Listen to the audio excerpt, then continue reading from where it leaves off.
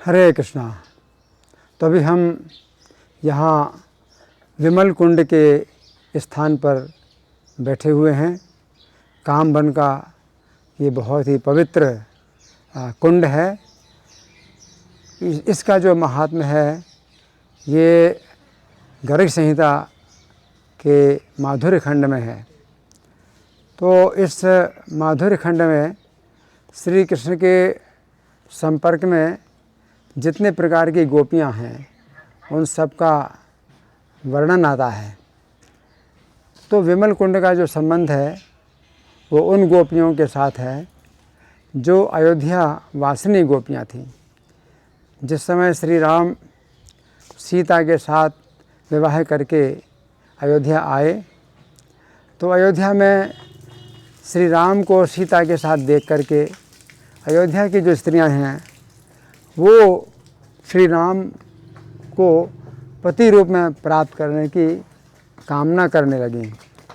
तो उस समय वे फिर अपने घरों में नहीं गईं बल्कि सरयू नदी के तट पर वे स्थित होकर के तपस्या करने लगी और उनकी तपस्या के फलस्वरूप आकाशवाणी हुई कि इस जीवन में तुम्हारी इच्छा पूर्ण नहीं होगी, लेकिन द्वापर के अंत में जब श्री राम श्री कृष्ण के रूप में आएंगे उस समय तुम्हारी मनोकामना पूर्ण होगी।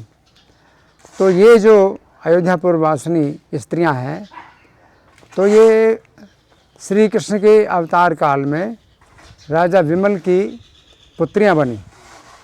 अब राजा विमल की पुत्रियां कैसे बनी तो इसका बहुत विस्तार से वर्णन है कि राजा विमल के 6000 रानियां थीं और ये सिंधु देश के राजा थे। तो ये जो राजा विमल हैं ये प्रहलाद के समान भगवत भक्त थे, परंतु इनको एक भी पुत्र नहीं हुआ। तो समय इनके महल में याज्ञवल्क्य मुनि आए और इन्होंने उनके चरणों में सिर झुकाया, उनका आदर सत्कार किया। और याज्ञवल्क्य मुनि पूछते हैं कि तुम्हें कोई चिंता है क्या?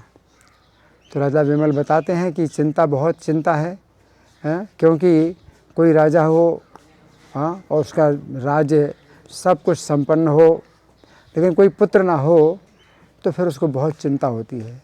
तो आप बताइए कि ये मेरी चिंता कैसे दूर होगी? तो याज्ञवल्क्य मुनि कहते हैं कि तुम्हारे जो है भाग्य में कोई पुत्र तो नहीं है, लेकिन करोड़ों कन्याएं हैं, करोड़ों कन्याएं होंगी।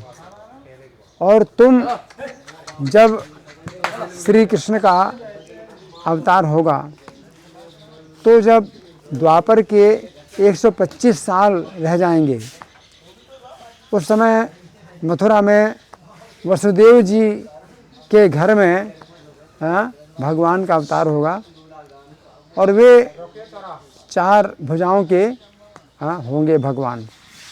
तो वो साक्षात भगवान 4 भुजाओं के होंगे और वसुदेव जी के पुत्र के रूप में अवतीर्ण होंगे, पीत वस्त्र धारण करेंगे और मेघ के समान श्यामल रंग के होंगे। तो उनके साथ जो है तुम अपनी सब कन्याओं का विवाह कर देना, तो इससे जो है तुम्हारा संपूर्ण जीवन और राज्य और रानियां सब का उद्धार हो जाएगा। तो राजा विमल अब प्रतीक्षा करते हैं। तो राजा विमल प्रतीक्षा करते हैं और याज्ञवल्क्य मुनि की कृपा से या वर से वही अयोध्यापुर वासिनी जो स्त्रियां हैं ये कन्याओं के रूप में उत्पन्न हुई। अब जब ये कन्याएं विवाह के योग्य हो गईं और राजा विमल को अब समझ में आया कि ये समय याज्ञवल्क्य मुनि ने बताया था कि मथुरा में भगवान का जन्म होगा और भगवान जो है वसुदेव के पुत्र के रूप में प्रकट होंगे। तो उस समय भगवान जो है भगवान को तुम अपनी कन्याओं का दान कर देना। तो राजा विमल ने जो है अपने एक बुद्धिमान जो दूत था उसको भेजा पता लगाने के लिए। तो वो दूत जो है मथुरा में जाकर के जब पता लगाता है तो सब कुछ समाचार उल्टा ही मिलता है उसको।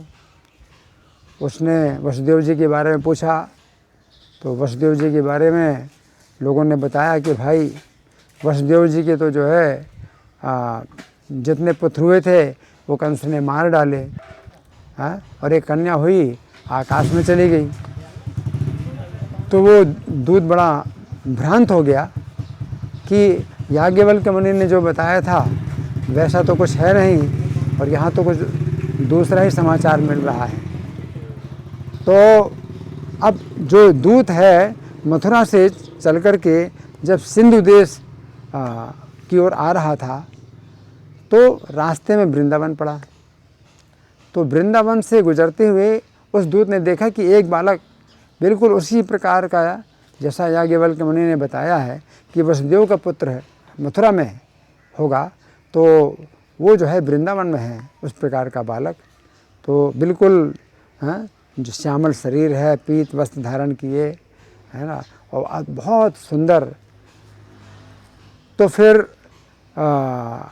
उसने इतना देखा और राजा विमल को सूचना दी कि आपने जैसा बताया वैसा तो कुछ नहीं है। वहाँ तो वसुदेव जी के जो पुत्र हुए कंस ने मार डाले, और मैंने ज़्यादा पूछताछ की तो किसी व्यक्ति ने एकांत में जाकर के कहा कि भाई वसुदेव जी के पुत्रों के संबंध में चर्चा नहीं करना, क्योंकि राजा कंस का यहाँ पर राज्य है और वो जो है बहुत कठोर दंड देता है अगर कोई व्यक्ति वसुदेव जी के पुत्रों के विषय में कुछ बात करता है। तो मैं तो जो है फिर भयभीत होकर के जब आ रहा था रास्ते में, तो वृंदावन में मैंने देखा एक बालक, तो बिल्कुल उसी प्रकार की अवस्था, उसी प्रकार का रूप रंग, बहुत सुंदर, वो जो है वृंदावन में मैंने देखा। अब रहस्य क्या है ये मैं नहीं जानता। तो राजा विमल जो है बड़े जो है चिंतित हो गए, बड़े भ्रांत हो गए। याज्ञवल्क्य मुनि की जो भविष्यवाणी है वो कैसे बदल गई, तो बहुत चिंतित हो गए। उन्हीं दिनों भीष्म जी आए थे, तो सिंधु देश के राजाओं पर विजय प्राप्त करने के लिए वो आए हुए थे। तो राजा विमल जानते थे कि भीष्म देव बहुत बड़े आत्मज्ञानी हैं, तो उनको फिर अपने महल में बुलाया और उनसे फिर बात की। तो भीष्म देव ने कहा कि याज्ञवल्क्य मुनि ने जो भविष्यवाणी की है वो अक्षरशः सत्य है, लेकिन वसुदेव जी के जो पुत्र भगवान श्री कृष्ण हुए, इस समय उन्होंने अपने को प्रकट किया हुआ है वृंदावन में, और इस रहस्य, इस गुप्त रहस्य को केवल मैं ही जानता हूँ और कोई नहीं जानता। लेकिन कंस का वध करने के बाद फिर वे अपने आप को वसुदेव के पुत्र के रूप में प्रकट करेंगे।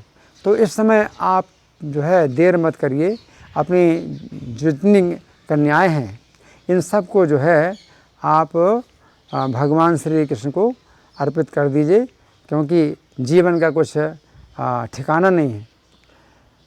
तो इस बार जो है उन्होंने दूत को, राजा विमल ने दूत को फिर से भेजा, अब ब्रजमंडल में ही भेजा। और ब्रजमंडल में वो जो दूत है वो प्रतीक्षा करता रहा कि श्री कृष्ण एकांत में कब मिलेंगे, क्योंकि एकांत में कभी होते नहीं, कभी वो जो है सखियों के साथ हैं, कभी सखाओं के साथ हैं। तो फिर जब उसको एकांत में भगवान से गुप्त वार्ता करने का अवसर मिला, तो उसने जो है भगवान के चरणों की वंदना की और कहा कि सिंधु देश में जो चंपकपुरी के राजा विमल हैं, तो वे जो है चाहते हैं कि आप उन कन्याओं को जो है आप ग्रहण करें, और वे इस समय एक यज्ञ कर रहे हैं, तो आप चलिए मेरे साथ।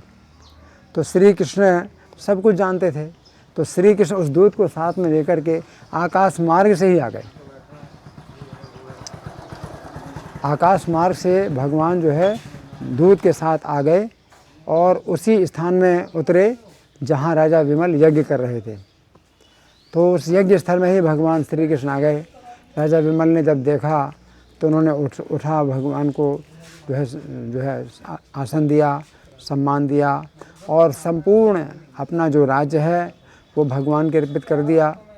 और उनकी जो कन्याएं थीं वो अपने महल के झरोकों से भगवान को देख रही थीं और वे भी जो है भगवान को जो है अपना पति रूप में मान रही थीं, क्योंकि उनको पिछले जन्म की सब यादें थीं।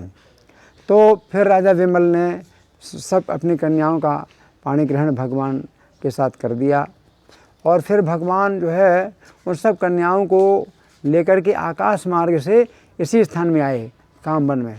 और सोचिए कि कितनी ये जो है बड़ी घटना है, लेकिन ब्रज में किसी को भी ये पता नहीं चला। भगवान का विवाह भी हुआ और करोड़ों विवाह हुए हैं, लेकिन कोई नहीं जानता है। और भगवान बाल लीलाएँ कर रहे हैं नंदग्राम में हैं, और यहाँ पर जो है उनकी जो है ऐसी मधुर लीलाएँ हो रही हैं ये जो विमल कन्याओं के साथ में। तो ये जो विमल कुंड है ये कैसे बना? जब भगवान जो है उनके साथ में क्रीड़ा करते हैं, विहार करते हैं, गेंद खेलते हैं, तो उनके आनंद के जो है पसीने से ये विमल कुंड बना है। अब सोचिए कितना पवित्र है ये विमल कुंड कि उन विमल कन्याओं के शरीर के जो है पवित्र जो है श्रम जल से हुआ। तो यहाँ ही विमल कुंड में जो है भगवान विहार करते थे।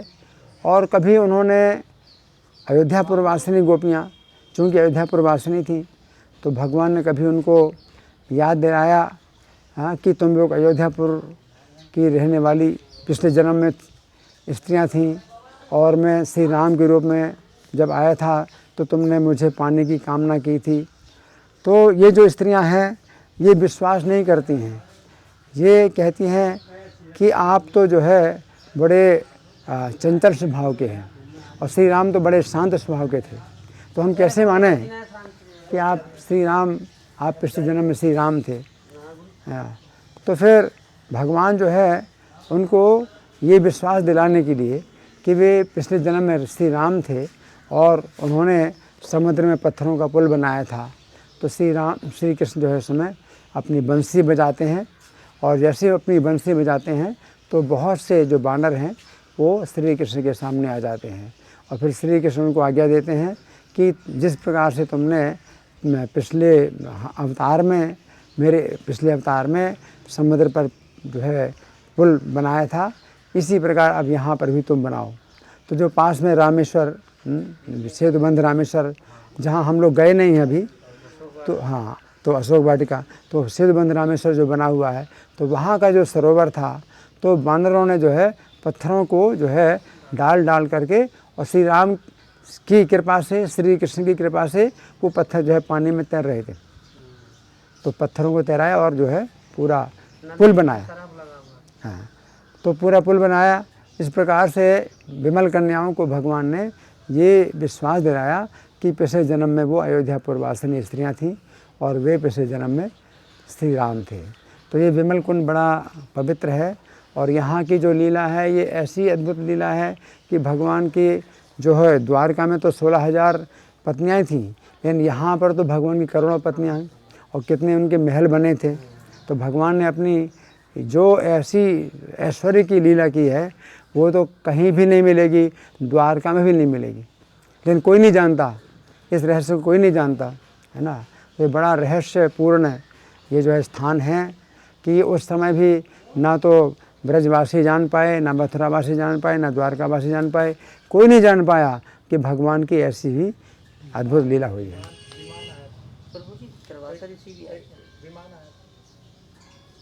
ठीक है, हरे कृष्णा। अब हाँ, अब विमल कुंड का हम दर्शन करेंगे।